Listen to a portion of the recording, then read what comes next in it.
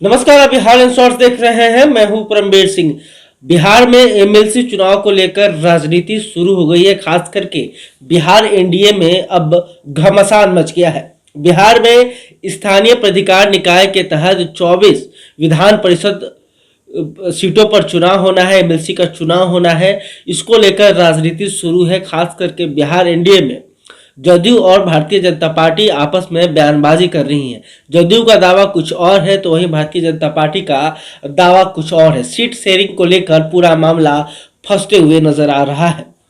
जदयू की तरफ से एमएलसी और जदयू संसदीय बोर्ड के राष्ट्रीय अध्यक्ष उपेंद्र कुशवाहा ने कहा कि जो एमएलसी सीट का बंटवारा है वो लोकसभा और विधानसभा चुनाव के तर्ज पर होना चाहिए, यानी कि बराबर बराबर सीटें भारतीय जनता पार्टी और जदयू को मिलना चाहिए। लेकिन वहीं भारतीय जनता पार्टी के तरफ से जो उनके प्रवक्ता है प्रेम रंजन पटेल कहते हैं कि यह एमएलसी का चुनाव है और इसमें जीत का रेशियो देखते हुए सीट बंटवारा होना चाहिए, क्योंकि 2015 के चुनाव में भारतीय जनता पार्टी ने 24 में से 13 सीटें जीती थी। इस हिसाब से जो 13 सीटें भारतीय जनता पार्टी के पास है वो 13 के सभी सीट उन्हें मिलना चाहिए। लेकिन उपेंद्र कुशवाहा का कहना है कि भाई 50-50 का फॉर्मूला हो, क्योंकि लोकसभा चुनाव और विधानसभा चुनाव में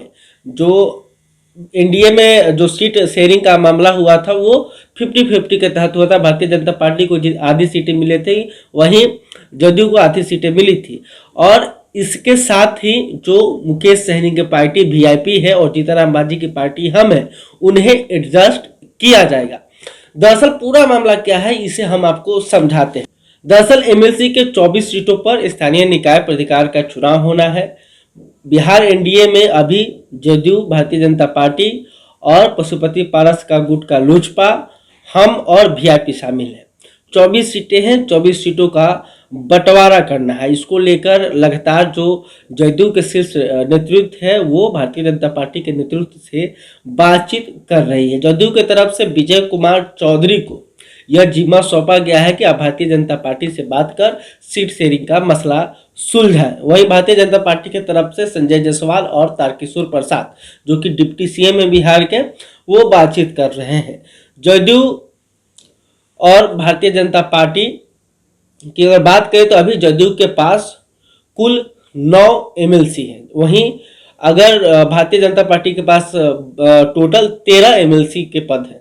अब आपको समझाते हैं कि आखिर ये दिक्कत क्यों आ रही है। जब 2015 के चुनाव के समय नीतीश कुमार की पार्टी जदयू महागठबंधन में शामिल थी, आरजेडी के साथ मिलकर चुनाव लड़ रही थी। उस समय भारतीय जनता पार्टी,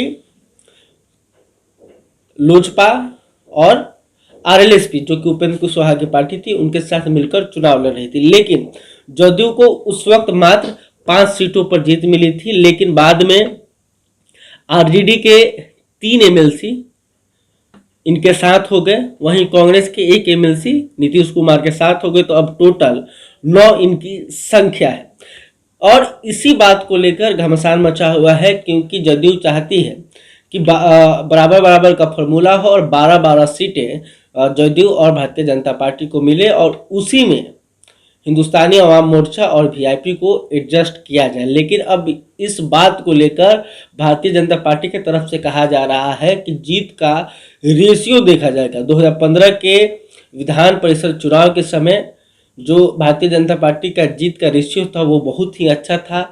24 सीटों में बीजेपी 13 सीटों पर चुनाव जीतकर आई थी। ऐसे में 13 एमएलसी उनके पास है, तो 13 सीट वो अपने पास रखना चाहती है। लेकिन अब देखना होगा कि इस बवाल को कैसे सुलझाया जाता है। भारतीय जनता पार्टी के जो शीर्ष नेतृत्व है, क्या नीतीश कुमार के मांग को मानेंगे या फिर नीतीश कुमार की पार्टी जदयू को भारतीय जनता पार्टी के साथ समझौता करना पड़ेगा और उनकी बातों को मानना पड़ेगा। अब ये देखने वाली बात होगी। बहरहाल अभी तक आपने हमारे चैनल को सब्सक्राइब नहीं किया है तो तुरंत कर लें।